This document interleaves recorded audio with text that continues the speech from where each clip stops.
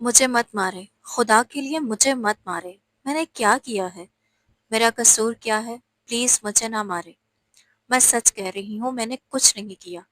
وہ ایک ہی سانس میں روتے ہوئے خود کو چھڑوانے کی ناکام کوشش کر رہی تھی، مگر اس کی چچی ایک ہاتھ سے اسے مضبوطی سے پکڑے ہوئے تھی اور دوسرے ہاتھ میں جوتا لیے مسلسل اس پر وار کیے جا رہی تھی۔ روحا کے بال بکھر کر چہرے پر آ گئے تھے، آنسو تھمنے کا نام نہیں لے رہے تھے، اور وہ بے بسی سے خود کو ان کی گرفت سے آزاد کروانے کی کوشش کر رہی تھی، لیکن ہر کوشش بے سود ثابت ہو رہی تھی۔ اسی دوران چچی نے ایک اور بھرپور اس کے سر پر وار کیا تھا۔ جوتے کی ہلکی سی ہیل اس کی چوٹی پر زور سے لگی تو وہ درد سے چیخ اٹھی اور سسکتے ہوئے بولی، مجھے کیوں مار رہی ہیں؟ آخر میرا قصور کیا ہے؟ اس کی بات سنتے ہی چچی غصے سے دھاڑی، تجھے کیا لگتا ہے اگر تو ذرا سا بن سور کر رشتے والوں کے سامنے چلی جائے گی تو وہ تجھے پسند کر لیں گے؟ کیا سمجھتی ہے وہ اپنے بیٹے کی شادی تمہارے ساتھ کریں گے؟ مصیبت بن کر ہمارے سروں پر سوار ہو گئی ہے، کمبخت تیری ہی وجہ سے۔ یہ تیسرا رشتہ ہے جو میری بیٹی کو چھوڑ کر تجھے پسند کر کے گیا ہے۔ خدا کی قسم اگر میرا بس چلے تو تیرے منہ پر تیزاب پھینک دوں، تاکہ یہ شکل ہی نہ رہے جس نے میری بیٹی کی قسمت چھین لی ہے۔ وہ اسے مارتے ہوئے زہر میں بھجے جملے بھی سناتی جا رہی تھی۔ گھر میں چیخو پکار کا شور برپا تھا۔ کسی دوران ساتھ والے گھر میں موجود ابراج کے کانوں میں یہ آوازیں پڑی۔ وہ اپنے کمرے میں بیٹھا اسکیچنگ کر رہا تھا، کیونکہ بچپن ہی سے اسے خاکہ سازی کا شوق تھا۔ اس گھر سے لڑائی جھگڑے کی آوازیں اس کے لیے نئی بات نہیں تھی۔ اکثر یہ عورت چیختی ہوئی آواز سنائی دیتی رہتی تھی، مگر آج اس کے ساتھ ایک اور نسوانی آواز بھی تھی جو درد سے سسک رہی تھی۔ مسلسل رونے اور فریاد کرنے کی آوازیں سن کر وہ بے اختیار چونک اٹھا۔ کچھ دیر انتظار کرنے کے بعد جب وہ آوازیں بند نہ ہوئی تب وہ اپنے گھر کی چھت پر چلا گیا اور دیوار کے پاس جھانکنے لگا۔ دونوں گھروں کی چھتیں آپس میں ملی ہوئی تھیں، درمیان میں صرف ایک دیوار کا فاصلہ تھا۔ اس طرف سے اب بھی رونے اور سسکنے کی آوازیں آ رہی تھیں۔ چند لمحے سوچنے کے بعد وہ دیوار پلانگ کر دوسرے گھر کی چھت پر آ گیا۔ چھت پر ایک پرانا سا اسٹور روم نما کمرہ بنا ہوا تھا۔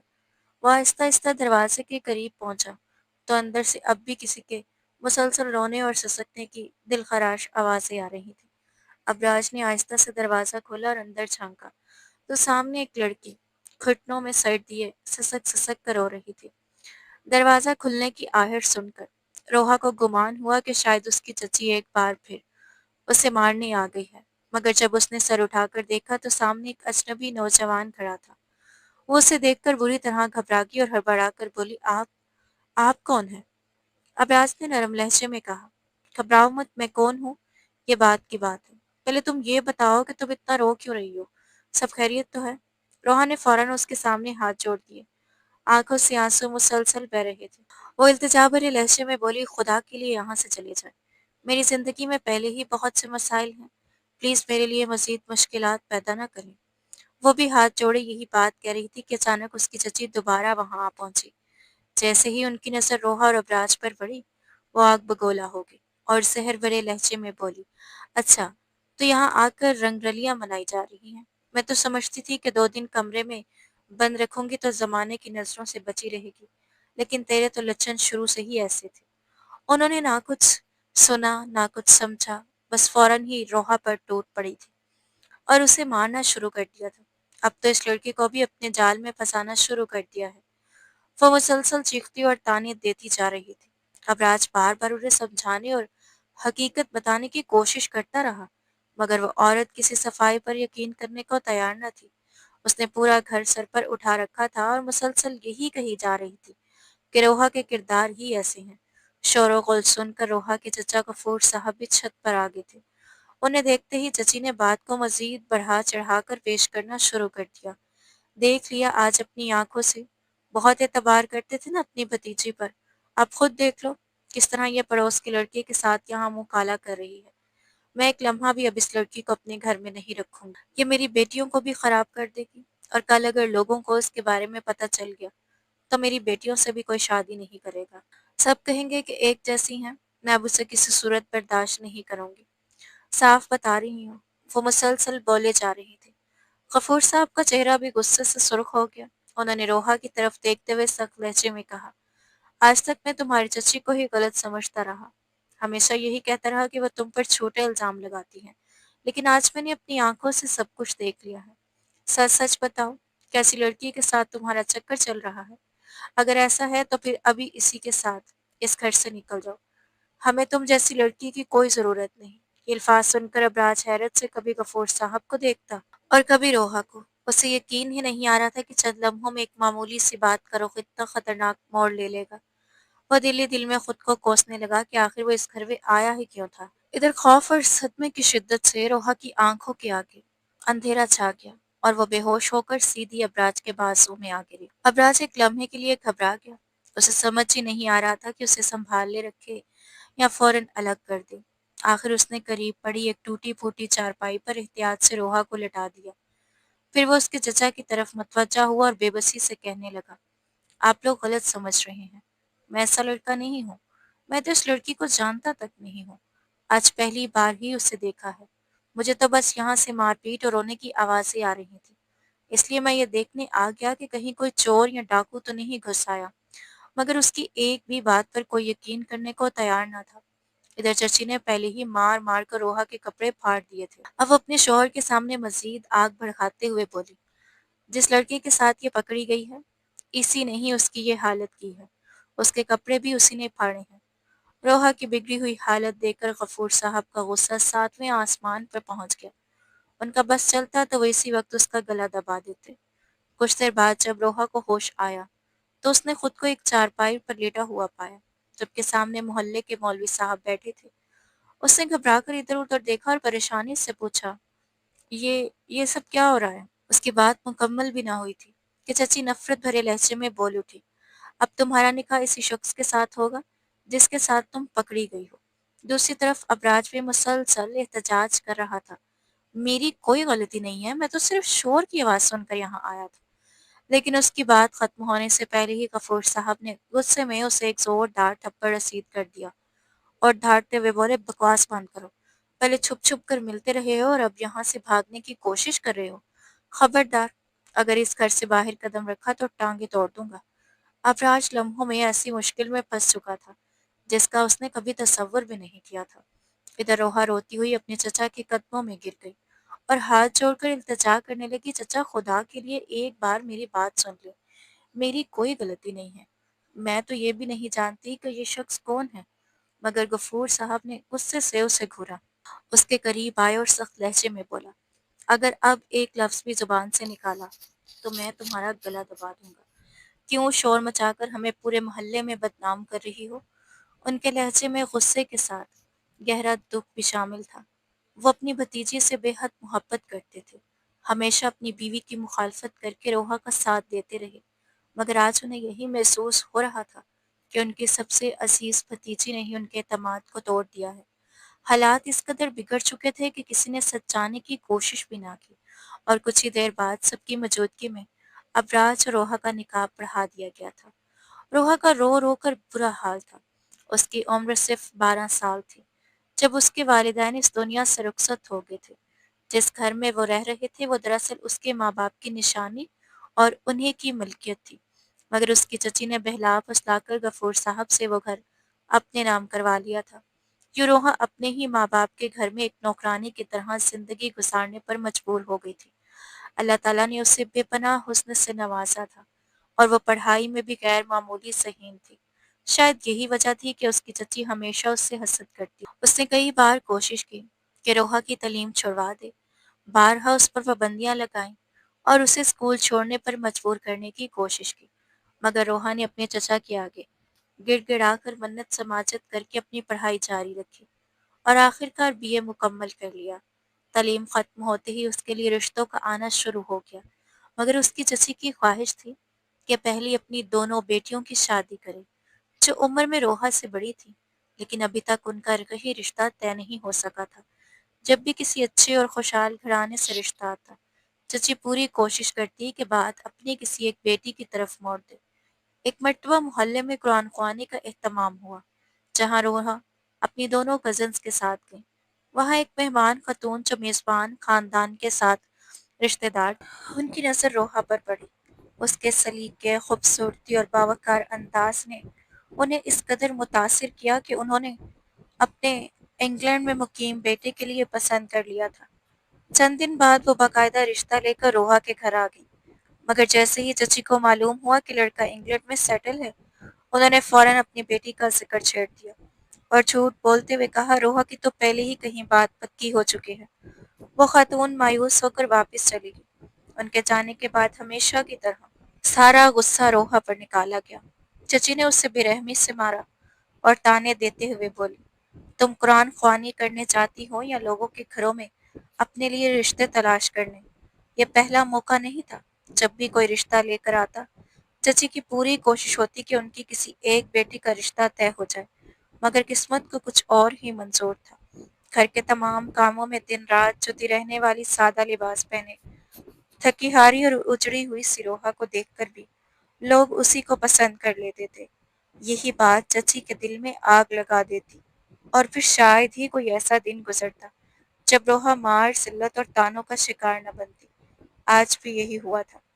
رشتے والے دراصل چچی کی بیٹی کو دیکھنے آئے تھے، مگر پسند انہوں نے روحا کو کر لیا تھا، اور ان کے جاتے ہی چچی نے غصے سے پاگل ہو کر روحا کو بے رحمی سے مارنا شروع کر دیا۔ اب روحا اور ابراج کا نکاح ہو چکا تھا، مگر روحا کے دل میں ابراج کے لیے شدید غصہ اور نفرت بھری ہوئی تھی۔ جب وہ اس کا ہاتھ پکڑ کر اس گھر سے باہر نکلا تو روحا بے بس خاموشی سے اس کے ساتھ چلتی رہی۔ ابراج اسے سیدھا اپنے گھر لے آیا، جو ساتھ ہی پڑوس میں تھا۔ گھر کے قدم قدم رکھتے ہی روحا نے جھٹکے سے اپنا ہاتھ اس کی گرفت سے چھڑوا لیا اور آنسو سے بھرے چہرے کے ساتھ اس پر برس پڑی۔ تمہاری وجہ سے میری پوری زندگی تباہ ہو گئی۔ پہلے میری زندگی میں کیا کم پریشانیاں تھیں جو تم بھی میری زندگی برباد کرنے آ گئے تھے۔ وہ روتے ہوئے مسلسل اسے الزام دے رہی تھی، جبکہ ابراج انتہائی نرمی سے اسے سمجھانے کی کوشش کر رہا تھا۔ وہ بے بسی سے بولا، پلیز رونا بند کرو۔ میں تو صرف یہ دیکھنے کے لیے وہاں گیا تھا کہ اتنا شور کیوں ہو رہا ہے۔ مجھے لگا شاید کوئی چور یا ڈاکو گھس آیا ہے۔ مجھے کیا معلوم تھا کہ بات یہاں تک پہنچ جائے گی۔ حقیقت یہ تھی کہ ابراج اس گھر میں بالکل اکیلا رہتا تھا۔ اس کے والدین کو وفات پائے کئی سال گزر چکے تھے، جبکہ یہ گھر اسے اپنے دادا کی وراثت میں ملا تھا۔ وہ ایک اچھی کمپنی میں ملازمت کرتا تھا، صبح دفتر چلا جاتا اور شام کو واپس آ جاتا۔ چھٹی والے دن اس کا زیادہ تر وقت گھر کی چھت پر بنے ایک کمرے میں گزرتا، جہاں وہ اپنے شوق کے مطابق اسکیچنگ کرتا تھا۔ اس کمرے کی دیواروں پر اس نے اپنے والدین اور دادا کی بنائی ہوئی بے شمار خوبصورت تصویریں سجا رکھی تھی۔ ادھر روحا اب بھی منہ پھلائے خاموش بیٹھی تھی، جبکہ ابراج مسلسل اسے منانے کی کوشش کر رہا تھا۔ اس نے نرمی سے کہا، روحا، جو ہونا تھا وہ ہو چکا ہے۔ اب ہمیں اس حقیقت کو قبول کرنا ہوگا۔ تمہیں بھی میرا ساتھ دینا پڑے گا۔ اس سب میں میری کوئی غلطی نہیں تھی، بلکہ اگر میں وہاں نہ جاتا تو شاید تمہاری عزت بھی نہ بچتی۔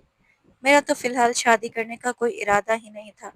یہ شادی مجھ پر بھی زبردستی مسلط کی گئی ہے۔ اب یہ میرا گھر ہے اور آج سے تمہارا بھی۔ اسے تم نے ہی سنبھالنا ہے اور آباد کرنا ہے۔ میں یہاں اکیلا رہتا ہوں، اس لیے کچن میں ضرورت کا زیادہ سامان بھی نہیں رکھا۔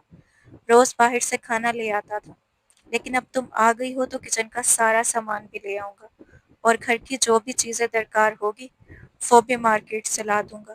بس تم اس گھر کو اپنا گھر سمجھ کر سنبھال لینا۔ پہلے تو روحا دیر تک خاموش بیٹھے روتی رہی، مگر پھر آہستہ آہستہ اس کے دل کو یہ سوچ کر کچھ سکون ملا کہ کم از کم اب اسے اپنی چچی اور کزن کی روز روز کی مار اور ذلت برداشت نہیں کرنی پڑے گی۔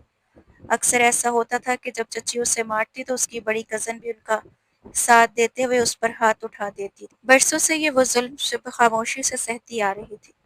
وقت گزرتا گیا اور دھیرے دھیرے اس کا دل اس گھر میں لگنے لگا۔ ابراج نے کبھی اس پر اپنی قربت مسلط کرنے کی کوشش نہیں کی، بلکہ ہمیشہ اس کی عزت اور فاصلے کا خیال رکھا۔ گھر کے تمام کام روحا خود سنبھالنے لگی۔ وہ محبت سے کھانا بناتی اور ابراج کو اس کے ہاتھ کا کھانا پکا ہوا بے حد پسند آتا تھا، کیونکہ اس سے پہلے وہ زندگی بھر زیادہ تر باہر کا کھانا ہی کھایا کرتا تھا۔ ایک شام روحا چھت پر سوکھے ہوئے کپڑے اتارنے گئی ہی تھی کہ اچانک تیز بارش شروع ہو گئی تھی۔ اسی وقت ابراج بھی دفتر سے واپس آیا تھا۔ جب اس نے نیچے کمروں میں روحا کو نہ دیکھا تو فوراً اندازہ ہو گیا کہ وہ شاید چھت پر ہوگی۔ چنانچہ وہ بھی تیزی سے سیڑھیاں چڑھ کر اوپر آ گیا۔ روحا نے جلدی جلدی چھت پر سوکھے ہوئے کپڑے سمیٹے اور اندر رکھ دیے، مگر اس دوران وہ خود بارش میں پوری طرح بھیگ چکی تھی۔ بھیگے ہوئے کپڑوں کی وجہ سے اس کا وجود نمایاں ہو رہا تھا۔ ابراز نے جب اس پر نظر ڈالی تو چند لمحوں کے لیے جیسے وہی ٹھٹک کر رہ گیا تھا۔ اختیار وہ اس پر قریب آیا، آہستگی سے اس کی کمر پر ہاتھ رکھا اور اسے اپنی طرف کھینچ لیا۔ روحا اچانک اس حرکت پر گھبرا گئی اور خود کو اس سے الگ کرنے کی کوشش کرنے لگی۔ اس نے دونوں ہاتھ ابراج کے سینے پر رکھ کر اسے پیچھے دھکیلنے کی کوشش کی، مگر ابراج نے اس کی کمر کو مضبوطی سے تھام لیا اور اپنے لب اس کے لبوں پر رکھ دیے۔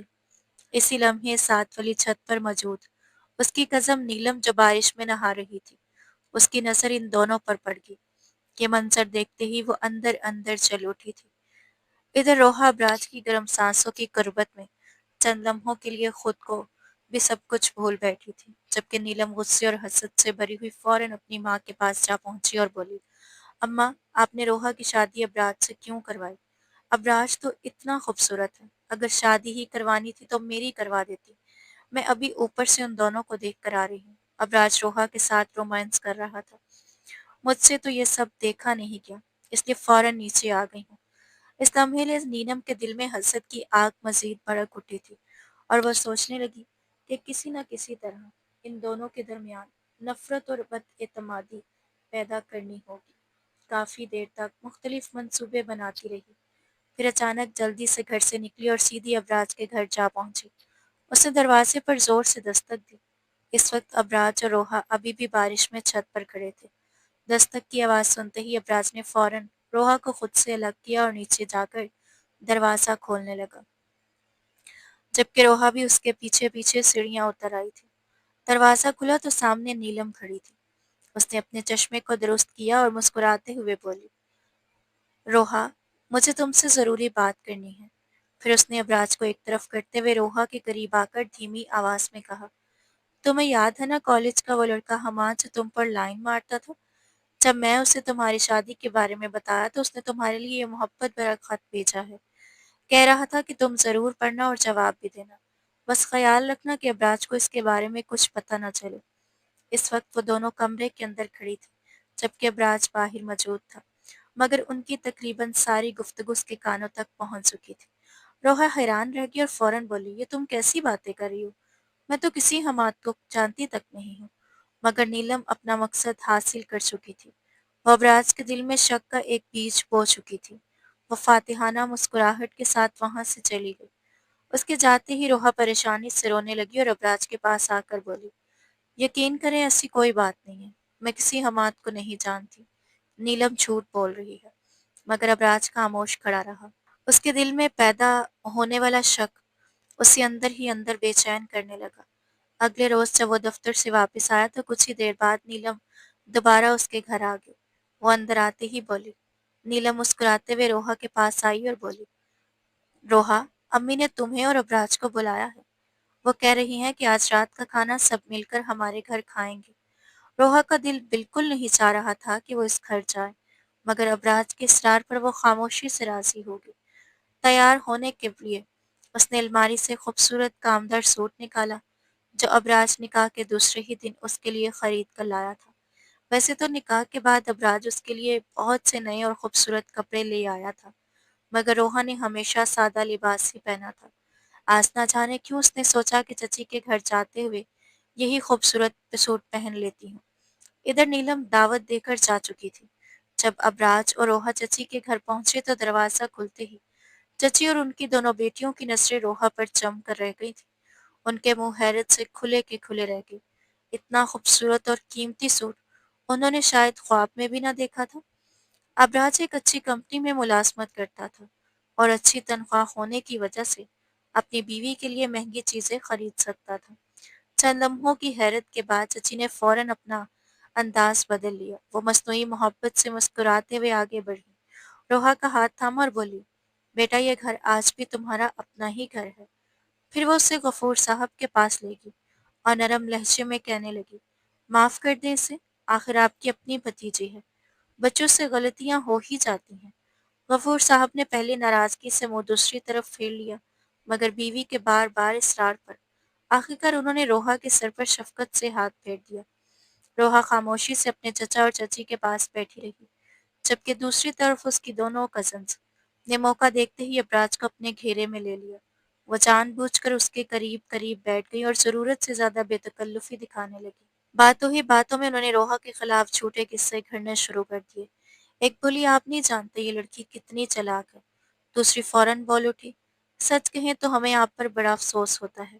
آپ جیسے اچھے انسان کو ایسی بیوی ملی ہے۔ اگر اماں نے زبردستی اس کی شادی آپ سے نہ کروائی ہوتی تو آپ جیسے شریف آدمی کو یقیناً ایک شریف اور باکردار بیوی ملتی۔ دونوں بہنیں پوری کوشش کر رہی تھی کہ کسی نہ کسی طرح ابراج کے دل میں روحا کے خلاف بدگمانی پیدا کر دیں۔ ادھر پہلے ہی نیلم کی باتوں سے اس کے دل میں شک نے جگہ بنا لی تھی، اس لیے ان کی باتیں سن کر وہ مزید پریشان ہو گیا۔ کچھ دیر بعد وہ خاموشی سے کھانا کھائے بغیر ہی وہاں سے اٹھا اور اپنے گھر واپس چلا گیا۔ جب روحا نے ادھر ادھر دیکھا اور ابراج کہیں نظر نہ آیا تو وہ گھبرا گئی۔ اسے سمجھ نہیں آ رہی تھی کہ وہ اچانک اسے اکیلا چھوڑ کر کیوں چلا گیا، حالانکہ اس کی رضامندی پر تو وہ یہاں آئی تھی۔ ادھر چچی نے محبت کا ڈھونگ رچاتے ہوئے زبردستی اسے کھانا کھلایا، کیونکہ ان کی بیٹیاں اپنا مقصد پورا کر چکی تھیں اور اب بناوٹی ہنسی کے ساتھ اس سے باتیں کر رہی تھی۔ غفور صاحب بھی خوش تھے کہ چلو برسوں بعد ان کی یتیم بھتیجی ان کے گھر آئی ہے، کیونکہ اس کے سوا ان کا کوئی اور قریبی رشتہ دار بھی نہ تھا۔ روحا نے بڑی مشکل سے چند نوالے کھائے اور پھر خاموشی سے اپنے گھر واپس آ گئی۔ جب وہ گھر پہنچی تو دیکھا کہ دروازہ اندر سے بند تھا۔ اس نے کئی بار دستک دی۔ رات کے 11 بج چکے تھے۔ کچھ لمحوں بعد ابراج نے دروازہ کھولا۔ اس کی آنکھیں غصے اور بے خوابی کی وجہ سے سرخ ہو رہی۔ اندر آتے ہی روحا نے پریشانی سے پوچھا، یہ سب کیا ہے؟ آپ مجھے وہاں اکیلا چھوڑ کر کیوں آ گئے؟ ابراج نے غصے سے اس کی طرف دیکھا اور سخت لہجے میں بولا، اور کیا کرتا؟ تمہاری حقیقت جو آہستہ آہستہ میرے سامنے آ رہی تھی۔ مجھے تو یقین ہی نہیں آ رہا کہ میں نے تم جیسی لڑکی سے محبت کی۔ ابراج نے دکھ اور غصے سے بھری آواز میں کہا، تم جانتی ہو ہماری شادی بے شک زبردستی ہوئی تھی، مگر میری زندگی میں تمہارے علاوہ کبھی کوئی لڑکی نہیں آئی۔ وقت کے ساتھ ساتھ مجھے تم سے محبت ہو گئی تھی، لیکن مجھے یہ نہیں معلوم تھا کہ تم اتنی بد کردار نکلو گی، تم اتنی بری ہو۔ یہ الفاظ سن کر روحا کے قدموں تلے جیسے زمین نکل گئی ہو۔ اس کا دل ٹوٹ کر رہ گیا تھا، مگر وہ اچھی طرح سمجھ چکی تھی کہ ایک بار پھر اس کی کزن اپنی چال کامیاب کر گئی ہے۔ اس کی آنکھوں سے آنسو بہنے لگے تھے۔ وہ بے بسی سے ابراج کے سامنے ہاتھ جوڑ کر کھڑی ہو گئی تھی اور روتے ہوئے بولی، خدا کے لیے مجھ پر یقین کریں۔ میری چچی اور میری کزنوں نے پہلے بھی میری زندگی برباد کرنے میں کوئی کسر نہیں چھوڑی۔ انہوں نے ہمیشہ میرے خلاف سازشیں کی ہیں۔ خدا را آپ بھی میرے ساتھ ایسا ظلم نہ کریں۔ اگر آپ بھی مجھ پر یقین نہیں کریں گے تو میں کہاں جاؤں گی؟ وہ مسلسل گر گڑا کر اپنی صفائیاں دیتی رہی۔ کافی دیر تک منت سماجت کے بعد کہیں جا کر ابراج کا غصہ ٹھنڈا ہوا اور وہ خاموش ہو گیا۔ وقت گزرتا گیا اور آہستہ آہستہ اس کا روحا پر اعتماد دوبارہ بحال ہونے لگا، مگر قسمت کو شاید ابھی ان دونوں کا سکون بھی قبول نہ تھا۔ چند ہی دن گزرے تھے کہ روحا کے موبائل نمبر پر بار بار کسی نامعلوم شخص کی کال آنے لگی۔ روحا ہر بار وہ کال نظر انداز کر دیتی تھی، لیکن ایک دن اتفاق سے ابراج کے دفتر سے چھٹی تھی اور وہ گھر پر ہی موجود تھا۔ اسی دوران دوبارہ فون بجا۔ اس بار ابراج نے خود کال اٹھا لی تھی۔ دوسری طرف سے ایک نوجوان کی آواز آئی، سویٹ ہارٹ، جب سے تمہاری شادی ہوئی ہے تم نے تو مجھ سے ملنا ہی چھوڑ دیا ہے۔ تم نے تو وعدہ کیا تھا کہ شادی ہو بھی گئی تو بھی مجھ سے ملاقاتیں جاری رکھو گی اور مجھ سے ضرور ملنے آیا کرو گی۔ یہ الفاظ سنتے ہی ابراج کا غصہ آسمان پر پہنچ گیا تھا۔ اس نے جھٹکے سے موبائل بیڈ پر پھینک دیا اور غصے سے آ کر روحا کے گال پر ایک زوردار تھپڑ دے مارا۔ پھر چیختے ہوئے بولا، تو میرے پیچھے یہ سب کرتی رہتی ہو؟ مجھے یقین نہیں آ رہا کہ میں نے تم پر اعتبار کیا۔ نکل جاؤ میرے گھر سے۔ میں تم جیسی لڑکی کے ساتھ کوئی رشتہ نہیں رکھنا چاہتا۔ ادھر روحا پر تو جیسے بجلی گر پڑی تھی۔ وہ حیرت اور صدمے سے کانپتے ہوئے بولی، مجھے کچھ نہیں معلوم، میں نہیں جانتی یہ کس کا فون تھا۔ مگر ابراج اس کی ایک بھی بات سننے کو تیار نہ تھا۔ اس نے غصے میں اس کا بازو مضبوطی سے پکڑا، اسے دروازے تک لے گیا اور دھکا دے کر گھر سے باہر نکال دیا۔ روحا دروازے کے باہر کھڑی مسلسل چیختی اور منتیں کر رہی تھی۔ وہ بار بار ابراج کو یقین دلاتی رہی کہ وہ اس شخص کو نہیں جانتی، مگر اس کے دل میں شک کا جو بیج بویا جا چکا تھا وہ بھی ایک زہریلے درخت کی شکل اختیار کر چکا تھا۔ روتی ہوئی روحا سیدھی اپنی چچا کے گھر پہنچ چکی تھی۔ اس وقت غفور صاحب گھر پر موجود نہیں تھے۔ اس نے لرزتی آواز میں اپنی چچی کو بتایا، ابراج نے مجھے گھر سے نکال دیا ہے۔ یہ سنتے ہی چچی نے बेरुखी से कहा, तो अब यहाँ क्या लेने आई हो? रोहा ने नम आंखों के साथ बेबसी से जवाब दिया, चची, आप कैसी बातें कर रही हैं? आप लोगों के अलावा मेरा है ही कौन? मगर चची के दिल में उसके लिए जरा भी नरमी ना थी। वह सख्त लहजे में बोली, एक बार तो मैं इस घर से रुखसत कर चुकी हूँ। अब दोबारा यहाँ आने की जरूरत नहीं, दफा हो जाओ यहाँ से। हमारे घर के दरवाजे तुम जैसी बदकिरदार लड़की के लिए पहले ही बंद हो चुके हैं। इधर रोहा के जाने के बाद जब अबराज का गुस्सा कुछ ठंडा हुआ, तो उसने रोहा का मोबाइल उठाकर चेक किया। कॉल लॉग देखते ही वो हैरान रह गया, क्योंकि उसमें किसी नामालूम शख्स की एक भी रिसीव कॉल मौजूद नहीं थी। रोहा ने अब तक सिर्फ उसकी ही कॉलें उठाई थी। ये देखकर उसके हाथों के तोते उड़ गए। वो सर पकड़ कर बैठ गया। जैसे जैसे उसका दिमाग ठंडा होता गया, उसे अपनी गलती का शिद्दत से एहसास होने लगा। उसे ख्याल आया कि रोहा इस वक्त कहाँ होगी। वो उसे अपने सामने बिठाकर सच जानना चाहता था। वो ये भी मालूम करना चाहता था कि वो लड़का कौन था, क्यों फोन कर रहा था और किसके कहने पर यह सब कर रहा था। इसी वक्त उसने अपने एक दोस्त को फोन किया। उसे वो नंबर दिया और कहा कि इसी नंबर की मुकम्मल मालूमात और मालिक का पता निकलवाओ। कुछ ही देर बाद उसके दोस्त ने उस लड़के का पता और दीगर मालूमात मालूम कर ली। अबराज फौरन अपने दोस्त के साथ उसके घर जा पहुंचा। जब उन्होंने उस लड़के को पकड़कर सख्ती से पूछगिछ की, तो वो ज्यादा देर खामोश न रह सका। डरते हुए उसने सारी हकीकत उगल दी। वो बोला, मुझे तो नीलम ने कहा था कि मैं रोहा को तंग करूं। उसने मुझे इस काम के पूरे 5,000 रुपए दिए थे। यह सुनते ही अबराज के चेहरे का रंग उड़ गया। उसे अपनी गलती पर शिद्दत नदामत होने लगी थी। अगरचे अभी उनकी शादी को ज्यादा अरसा नहीं हुआ था, मगर वह दिल ही दिल में रोहा से मोहब्बत करने लगा था। और आज उसे एहसास हुआ कि वो किस आसानी से दूसरों की साजिश का शिकार हो गया था। वे एक लम्हा भी जाया किए बगैर रोहा की चची के घर पहुंचा, मगर वहां रोहा मौजूद न थी। उसने परेशानी से पूछा, मुझे यकीन है उसका आपके घर के अलावा और कोई ठिकाना नहीं। वो कहीं और नहीं जा सकती। खुदा के लिए सच बताएं, रोहा अंदर ही होगी ना? मगर चची ने बेपरवाही से जवाब दिया, नहीं, हमने तो उसे उसी वक्त घर से निकाल दिया था। अब हमें क्या मालूम वो कहाँ गई है। उसके तो वैसे ही लक्षण अच्छे नहीं थे। क्या पता किसी और आशिक के साथ चली गई हो। ये अल्फाज सुनकर अबराज के अंदर गुस्से की आग भड़क उठी। उसका दिल चाहा कि इसी वक्त उन लोगों का मुंह तोड़ दे, मगर इस वक्त उसके लिए सबसे ज्यादा जरूरी रोहा को ढूंढना था। वो फौरन अपनी मोटरसाइकिल पर निकला और पागलों की तरह शहर की गली गली सड़क सड़क उसे तलाश करने लगा, मगर रोहा का कहीं कोई निशान न मिला। दूसरी तरफ रोहा आंसू बहाती हुई सुनसान सड़क पर बेमकसद चलती जा रही थी। शाम ढल रही थी। हर तरफ हल्का हल्का अंधेरा फैलने लगा था और सड़क पर भी ज्यादा रश नहीं था। अचानक उसका कदम लड़खड़ाया। उसने नीचे देखा तो उसके पाँव के करीब शीशे का एक नोकीला टुकड़ा पड़ा था।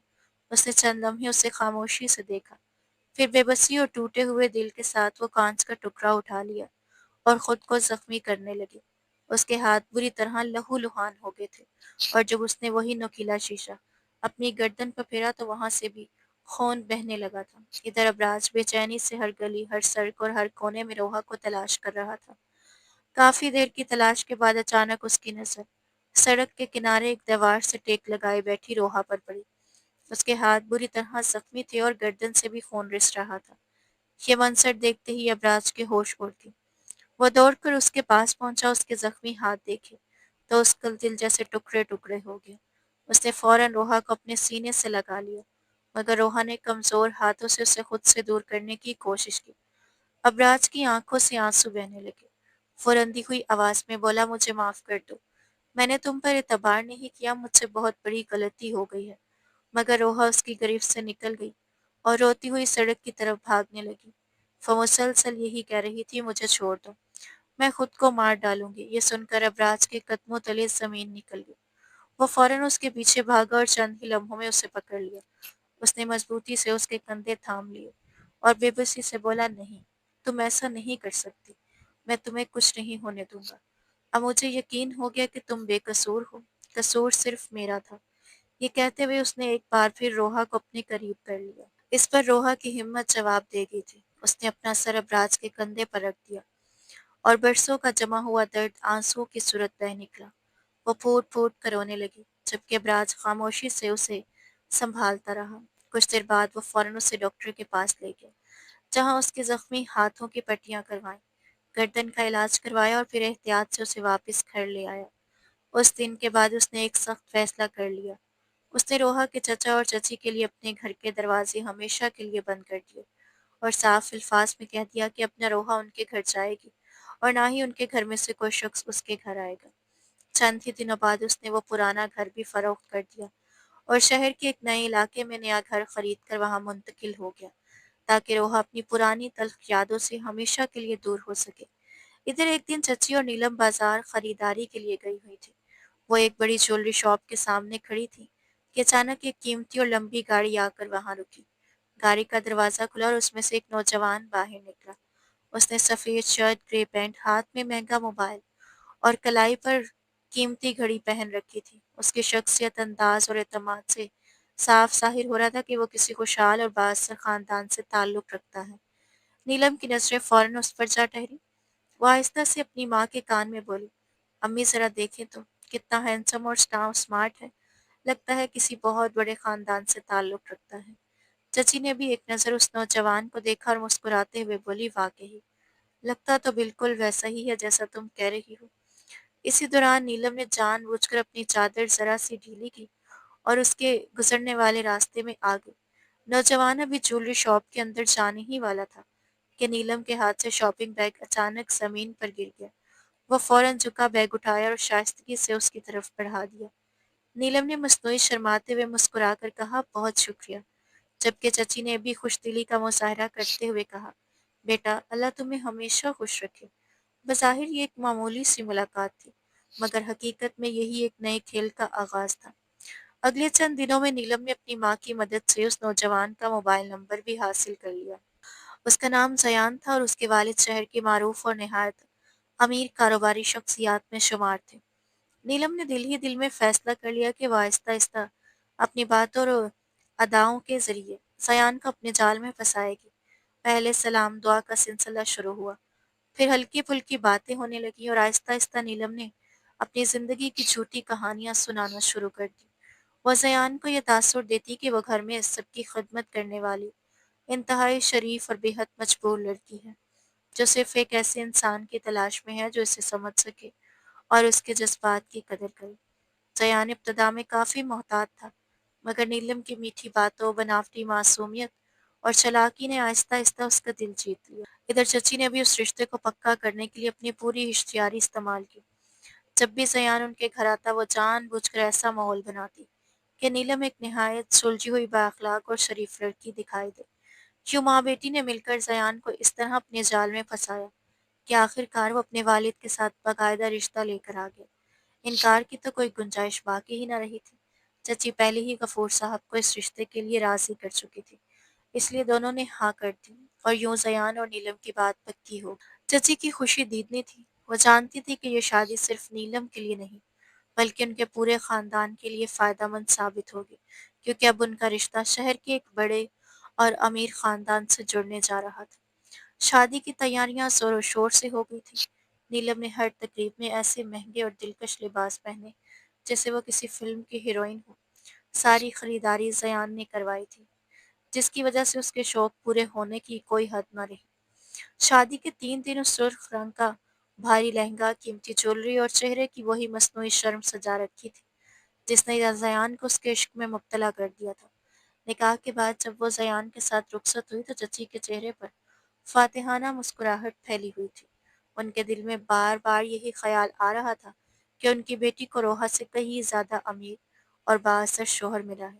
شادی کے انتہائی چند دنوں میں نیلم کو واقعی ایسا محسوس ہوا جیسے وہ کسی شہزادی کی زندگی گزارنے جا رہی ہو۔ وسیع و عریض بنگلہ، نوکر چاکر، قیمتی زیورات اور ہر آسائش اس کے قدموں میں موجود تھی۔ شروع کے 2 3 دن تو سب کچھ خواب جیسا خوبصورت تھا، مگر آہستہ آہستہ زیان کا اصل چہرہ اس کے سامنے آنے لگا۔ بظاہر وہ ایک سلجھا ہوا، مہذب اور شائستہ انسان دکھائی دیتا تھا، لیکن حقیقت میں وہ ایک بگڑا ہوا نواب زادہ تھا۔ رات گئے تک دوستوں کی محفلیں سجانا، شراب نوشی کرنا، سگریٹ پینا اور فضول عیاشیوں میں وقت گزارنا اس کی معمول کی عادت تھی۔ ابتدا میں یہ سب دیکھ کر نیلم بہت پریشان ہوئی، مگر پھر اس نے خود کو تسلی دی کہ وہ محبت اور سمجھداری سے زیان کو بدل دے گی۔ लेकिन वक्त गुजरने के साथ उसकी आदतें सुधरने की बजाय मज़ीद बिगड़ती चली गई थी। एक रात ज़यान शदीद नशे की हालत में घर वापस आया। उसकी आंखें सुर्ख थी और कदम लड़खड़ा रहे थे। जैसे ही वो कमरे में दाखिल हुआ, नीलम ने धीमी आवाज में कहा, आप इतनी देर कहाँ थे? मैं कब से आपका इंतजार कर रही हूँ। ये सुनते ही ज़यान का चेहरा गुस्से से सुर्ख हो गया। वो झुंझुलाकर बोला, क्या तुम्हें मुझसे हिसाब लेने की आदत डालनी पड़ेगी? तुम मेरी बीवी हो या कोई जज? इतना कहकर उसने नीलम का बाजू जोर से पकड़ा और झटका दिया। नीलम खौफजदा होगी मगर खामोश रही। उसे उम्मीद थी कि शायद ये सब वक्ती गुस्सा हो, मगर अगले दिनों में भी यही सिलसिला जारी रहा। कभी मामूली बात पर चीखना, चिल्लाना, कभी छोटी सी गलती पर थप्पड़ मार देना और कभी बात बात पर जलील करना। ज़यान का रवैया दिन ब दिन सख्त और तकलीफ दह होता गया था। नीलम को अब आहिस्ता आहिस्ता एहसास होने लगा था कि जिस जिंदगी के उसने ख्वाब देखे थे वो हकीकत नहीं बल्कि एक खूबसूरत धोखा थी। सयान सिर्फ दौलतमंद था मगर किरदार के लिहाज से निहायत खुदगर्ज, संगदिल और सालिम इंसान था, जिसकी नज़र में बीवी की ना कोई इज्जत थी और ना ही कोई अहमियत। उसकी जिंदगी का मकसद सिर्फ ऐशो इशरत, दोस्तों की महफिल और नशे में डूबे रहना था। उसका बाप भी शादी करवाने के कुछ ही अरसे बाद दूसरे मुल्क चला गया था। लोगों से ये भी सुनने में आया था कि अपनी बीवी के इंतकाल के बाद उसने दूसरी शादी कर ली थी। जब पहली बार नीलम ने रोते हुए अपनी माँ को फ़ोन करके बताया कि ज़यान ने उस पर हाथ उठाया है, तो चची ने हंसकर उसे तसल्ली देते हुए कहा, बेटा ये सब शादीशुदा ज़िंदगी का हिस्सा होता है। मर्द कभी कभी गुस्से में ऐसा कर बैठते हैं। तुम बर्दाश्त करो, वक्त के साथ सब ठीक हो जाएगा। फिर देखना सब कुछ तुम्हारी मुट्ठी में होगा। मगर वो वक्त कभी ना आया, बल्कि हालात दिन ब दिन मज़ीद ख़राब होते चले गए। सयान अब अक्सर अपने दोस्तों को भी घर ले आता और नशे की महफिलों में अपनी बीवी के सामने ही सजाता। कई मर्तबा वो नीलम को भी मजबूर करता कि वो उसके साथ बैठकर शराब पिए, मगर नीलम हर बार इनकार कर देती। उसके इनकार पर सयान का गुस्सा मज़ीद बढ़ जाता और वो उस पर जुल्म करने लगता। एक दिन तो उसने हद ही कर दी। उसने नीलम से मुतालबा किया कि वो अपने जहेज के तमाम जेवरात बेचकर उसे पैसे दे, ताकि वो एक नया कारोबार शुरू कर सके। जब नीलम ने साफ इनकार किया तो जयान ने उसे इतनी बेरहमी से मारा कि उसके होंठ से खून बहने लगा। ये सब सुनकर पहली बार चची के दिल में एक अजीब सा खौफ और बेचैनी पैदा हुई। वो सोचने लगी कि कहीं उन्होंने अपनी बेटी को वाकई गलत इंसान के हवाले तो नहीं कर दिया। चंद दिन बाद जब नीलम जख्मी हालत में मेके आई, उसके चेहरे पर नील पड़े हुए थे, बाजों पर खराशें थी और आंखें मुसलसल रोकर सूज चुकी थी। तो उसे देखकर चची का दिल कांप उठा। उन्होंने उसे अपने कमरे में बिठाया और लरसती हुई आवाज में पूछा, बेटा ये सब किसने किया है? नीलम जब्त न कर सकी और फूट फूट कर रोने लगी। वो सिसकियों के दरमियान बोली, अम्मी, सयान रोज मेरे साथ ऐसा ही करता है। हर रात नशा करके आता है, मुझे मारता है, गालियां देता है और अगर मैं उसकी कोई बात ना मानूं तो धमकी देता है कि मुझे तलाक देकर किसी और औरत को घर ले आएगा। ये सुनकर चची की आंखों से बेख्तियार आंसू बहने लगे। जिंदगी में पहली बार उन्हें रोहा कि वो अल्फाज याद आए जो उसने घर से निकलते वक्त रोते हुए कहे थे, चची आपने मेरे साथ जो जुल्म किया है, अल्लाह एक दिन आपसे उसका हिसाब जरूर लेगा। ये जुमले उनके दिल में बार बार गूंजने लगे। उन्हें महसूस होने लगा जैसे आज वही जुल्म किसी और शक्ल में उनके अपने घर लौट आया हो। उन्हें वो दिन भी याद आया जब उन्होंने एक मासूम और बेकसूर लड़की पर झूठा इल्जाम लगाकर जबरदस्ती उसका निकाह करवा दिया था, उसकी जिंदगी उजाड़ दी थी और उसकी एक न सुनी थी। आज उनकी अपनी बेटी भी इसी तरह जुल्म का शिकार थी। पहली बार चची ने दिल से एतराफ़ किया कि दौलत की लालच, हसद और खुदगर्जी ने उन्हें जिंदगी के ऐसे मोड़ पर ला खड़ा किया था जहां सिवाय पछतावे के कुछ बाकी नहीं रहा। मगर अब अफसोस करने से भी क्या हासिल हो? नीलम की जिंदगी तो पहले ही जहन्नुम बन चुकी थी। उसके बावजूद चची ने हिम्मत न हारी। एक दिन वो खुद सयान के घर गई और नरमी से उसे समझाते हुए बोली, बेटा नीलम तुम्हारी बीवी है, उसका ख्याल रखो। उसके साथ इस तरह जुल्म करना मुनासिब नहीं। मगर सयान ने निहायत बेशर्मी और तकब्बुर से जवाब दिया, आंटी आप बेहतर है अपने घर जाएं, मेरी बीवी के साथ मुझे जैसे चाहूँ वैसा बर्ताव करने का हक है। इसमें किसी को मुदाखलत करने की ज़रूरत नहीं। ये अल्फाज सुनकर चची का दिल टूट कर रह गया। उस दिन उन्हें पहली बार शिद्दत से एहसास हुआ कि दूसरों की ज़िंदगी बर्बाद करने वाला इंसान एक न एक दिन खुद भी इसी दर्द से ज़रूर गुजरता है। अब जाकर चची को एहसास हुआ कि जिस शख्स को वो अपनी बेटी के लिए बेहतरीन दामाद समझ रही थी, वह दरअसल उनकी बेटी की जिंदगी का सबसे बड़ा अजाब साबित हुआ था। नीलम की हालत दिन ब दिन खराब होती जा रही थी। उसके चेहरे की रौनक मांद पड़ चुकी थी, होठों की मुस्कुराहट कहीं खो गई थी और उसकी आंखों में हर वक्त खौफ और बेबसी झलकती थी। कभी कभी वो सोचती काश वो जयान को पहले ही पहचान लेती, काश वो अपनी माँ की लालच और चालाकियों का हिस्सा न बनती, तो शायद आज उसकी जिंदगी ऐसी न होती। एक रात नीलम ने दोबारा अपनी माँ को फोन किया। उसकी आवाज खौफ से कांप रही थी। वो रोते हुए बोली, अम्मी, वो फिर नशे में है, मुझे बहुत डर लग रहा है। फोन बंद होने के बाद चची पूरी रात करवटें बदलती रही। उनकी आंखों के सामने बार बार रोहा का मासूम और बेबस चेहरा आ जाता, वही चेहरा जिससे उन्होंने बरसों तक जुल्म, जिल्लत और मारपीट के सिवा कुछ नहीं दिया था। वह सोचने लगी कि शायद वाकई मजलूम की बददुआ कभी खाली नहीं जाती।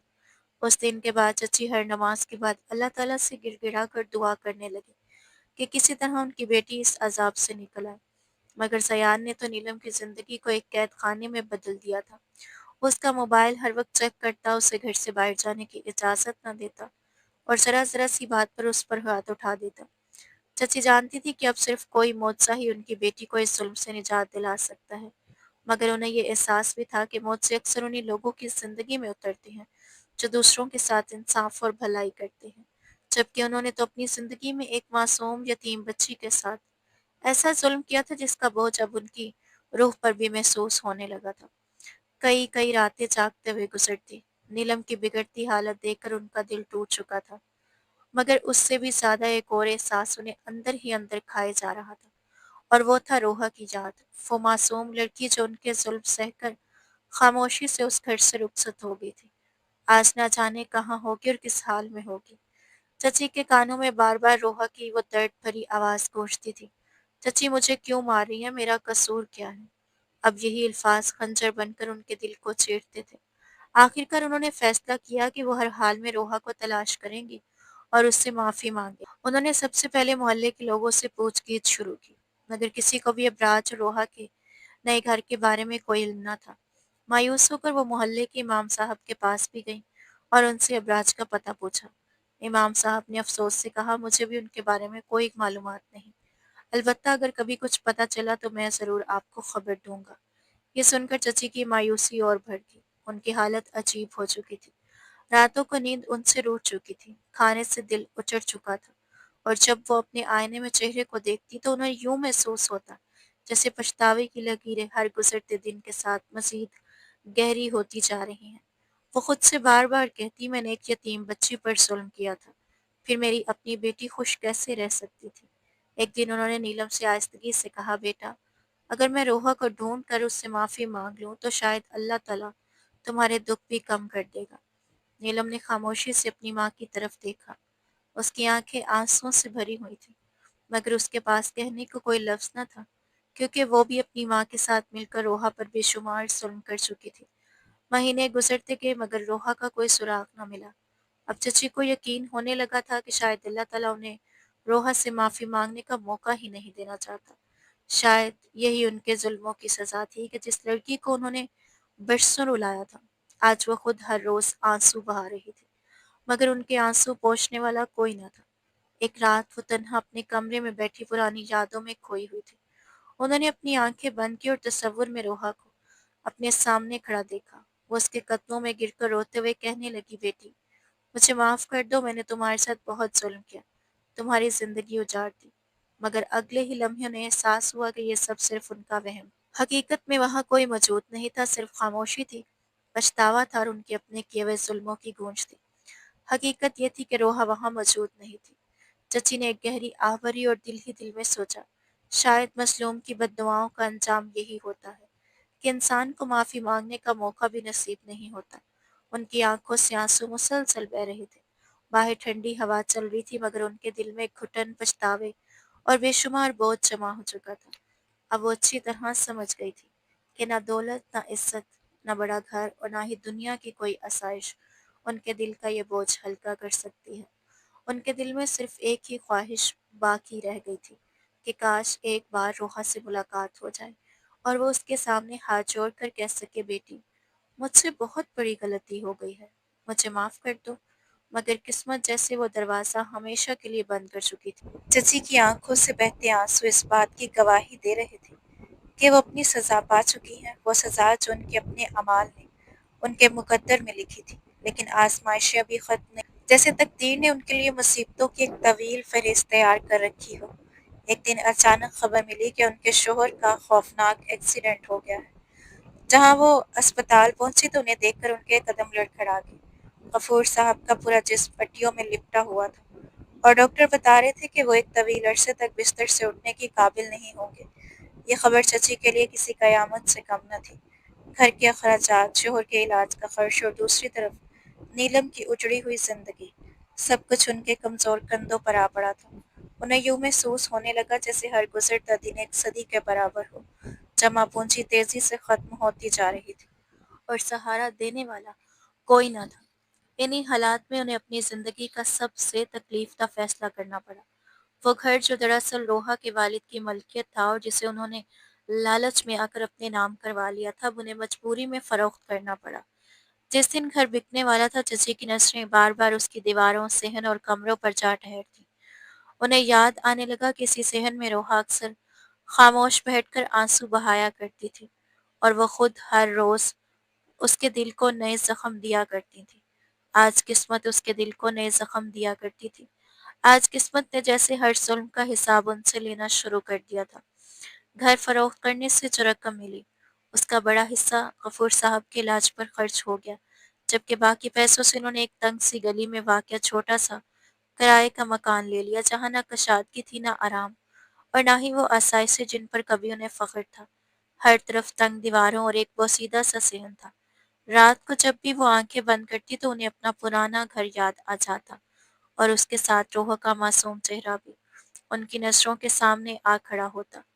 وہ دل ہی دل میں سوچتی، شاید یہ سب اسی مظلوم کی بد دعاؤں کا اثر ہے۔ جس لڑکی کا گھر انہوں نے چھین لیا تھا، آج نہ جانے وہ کہاں ہوگی، اور قسمت کا فیصلہ دیکھیے کہ آج وہ خود ایک چھت کی محتاج بن چکی تھی۔